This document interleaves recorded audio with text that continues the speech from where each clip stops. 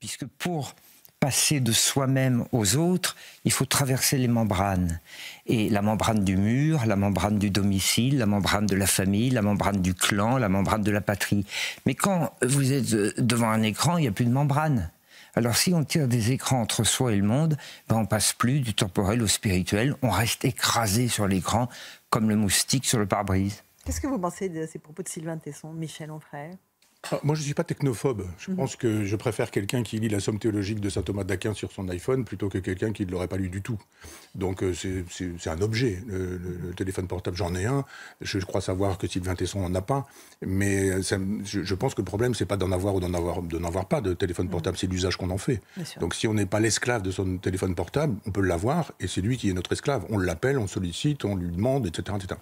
Donc, on peut faire des choses formidables avec un iPhone et avec un téléphone portable qui nous permettra justement, pour le coup, moi j'utilise beaucoup, vous savez ce qu'on appelle la patristique, c'est-à-dire les pères de l'Église, tous ceux qui, entre le 1er siècle, disons, et puis 7-8 siècles plus tard, inventent un peu le christianisme. Grégoire de Nazianze, Méthode d'Olympe, Grégoire de Nice, enfin tous ces philosophes dont on ne parle jamais, Irénée de Lyon, et qui sont pourtant passionnants, parce que ça constitue notre civilisation. J'écris d'ailleurs là-dessus une vaste histoire de l'Occident judéo-chrétien, et je suis justement en plein là-dedans. Et vous pouvez simplement, avec votre téléphone, prendre le train tout à l'heure, je vais regarder, si je veux lire Irénée de Lyon, je peux être sur mon écran.